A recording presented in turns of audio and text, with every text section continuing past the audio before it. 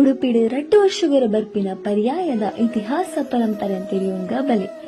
ಪರ್ಯಾಯ ಪದದ ಅರ್ಥದಾದ ಪಂಡ ಒಂಜಾಯ ಬೊಕ್ಕ ಒಂಜಿ.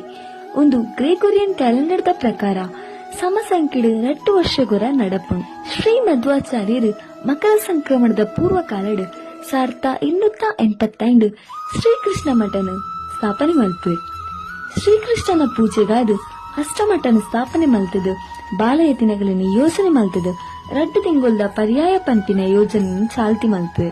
ಅಂಚಾನಗ 1480 ಪುತ್ತಿನ ಸೋತಿಶ್ರೀ ವಾದಿರಾಜರು ಪರ್ಯಾಯ ವ್ಯವಸ್ಥೆಯನ್ನು 2 ವರ್ಷಗೊರ ವಿಸ್ತಾರ ಮಲ್ಪುವೆ.